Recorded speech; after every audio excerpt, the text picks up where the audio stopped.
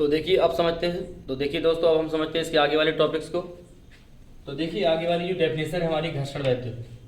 अभी हमने इसके पहले विद्युत के बारे में समझा था कि विद्युत हमारी दो प्रकार की होती है, एक तो होती है हमारी स्थिर विद्युत और एक होती है धारा विद्युत।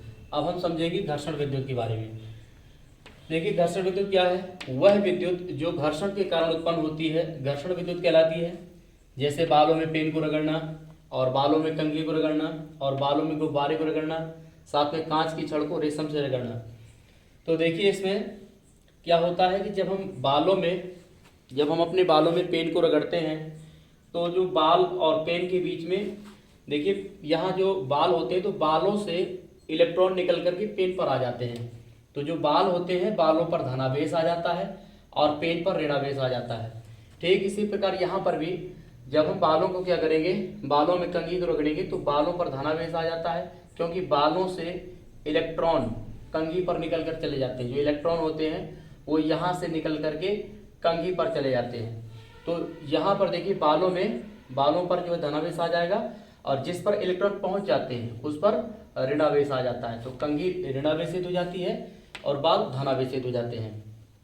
ऐसे यहाँ पर भी देखिए बालों में गुब्बारे को जब रगड़ेंगे तो यहाँ पर जो बाल हैं ये धनावेशित हो जाते हैं और गुब्बारा ऋणावेशित हो जाता है, क्योंकि यहाँ से भी इलेक्ट्रॉन निकल करके गुब्बारे में चले जाते हैं। यहाँ देखिए क्या है, कांच की छड़ को जब रेशम से रगड़ते हैं तो कांच की जो छड़ है, कांच की छड़ ऋणावेशित हो जाती है और जो रेशम है ये धनावेशित हो जाता है, क्योंकि रेशम से इलेक्ट्रॉन निकल करके कांच की छड़ पर आ जाते हैं। तो इस प्रकार से देखिए, और देखिए जैसे ही मान लीजिए कि हम जैसे कोई पेन है और इस पेन को जब हम अपने बालों पर रगड़ेंगे और इसके बाद फिर हम जैसे मान लो कागज़ के छोटे छोटे टुकड़ों पर चिपकाते हैं तो कागज़ उसमें थोड़ा सा चिपक जाते हैं। तो देखिए जो कागज़ के जो छोटे छोटे टुकड़े होते हैं उस टाइम पर जो कागज़ होता है वो उस टाइम पर न्यूट्रल की अवस्था में होता है, और जैसे मान लो पेन को रगड़ेंगे और फिर कागज़ के पास में ले जाएंगे तो कागज़ के पास वाला जो सिरा होगा, कागज़ का जो पास वाला सिरा होगा वो जो है ना पेन से चिपक जाता है, क्योंकि कागज़ के जो पास वाला जो सिरा होता है वो धनावेशित हो जाता है और पेन हमारा ऋणावेशित रहता है। तो इसलिए जो कागज़ है वो पेन से चिपक जाता है। तो यही कारण है।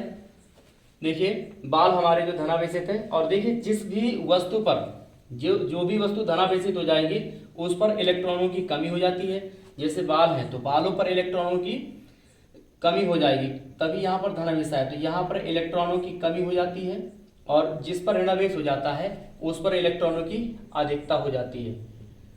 तो देखिए यहाँ पर जैसे बालों को गुब्बारे से रगड़ा गया तो बाल से इलेक्ट्रॉन निकल कर गुब्बारे में चले गए तो गुब्बारे में इलेक्ट्रॉनों की अधिकता हो जाती है, और जबकि बालों पर इलेक्ट्रॉनों की कमी हो जाएगी। तो यही प्रोसेस यहाँ पर भी है। बालों में जैसे कंघी को रगड़ा गया था तो बालों से इलेक्ट्रॉन निकल करके कंघी में चले गए तो बालों में इलेक्ट्रॉनों की कमी हो गई, इसलिए इस पर धनावेश आ गया, और जिस पर इलेक्ट्रॉनों की अधिकता हो जाती है यानी जिस पर इलेक्ट्रॉन जा चुके हैं उस पर ऋणावेश आ जाता है। तो इस पर कंघी पर इलेक्ट्रॉनों की अधिकता हो जाती है। अब समझते हैं इसके आगे वैद्युतावेश के बारे में। देखिए इलेक्ट्रिक चार्ज क्या है? वैद्युतावेश एक भौतिक राशि है जिसे प्राप्त कर लेने पर कोई भी पदार्थ विद्युतमय हो जाता है। यानी कि जब हम किसी दो वस्तुओं को आपस में रगड़ते हैं तो आपस में जब रगड़ते हैं तो वह विद्युतमय हो जाता है, यानी चार्ज हो जाता है। जब पेन को हमने अपने बालों में रगड़ा था ना उस टाइम पर पेन चार्ज हो चुका था। तो देखिए इसका जो मात्रक होता है, इसका जो एसआई मात्रक होता है वो कूलाम होता है, और इसका जो विमीय सूत्र होता है वो mLta होता है। और आवेश हमारा दो प्रकार का होता है, एक धनावेश होता है और एक ऋणावेश होता है। एक पॉजिटिव चार्ज होता है और एक नेगेटिव चार्ज होता है। अब देखिए इसकी जो विमा है वो कैसे निकालेंगे। तो विमा निकालने के लिए जो फॉर्मूला होता है हमारा आवेश का, Q बराबर होता है IT, और I देखिए I की विद्युत धारा और T हमारा समय है। तो विद्युत धारा की जो विमा होती है वो A होती है और टाइम की विमा होती है T यानी समय। तो इस प्रकार से AT आ जाएगी। बाकी M और L यहाँ पर नहीं होता है, तो इसलिए M की पावर में 0, L की पावर में 0 और AT करके लिख सकते हैं। ये इसका विमीय सूत्र होता है। आवेश का मात्रक की बात करें तो आवेश का मात्रक कूलाम होता है। इसका मात्रक क्या होता है? कूलाम होता है। और इसका एक मात्रक और भी लिख सकते हैं हम लोग, आवेश का एक मात्रक और होता है।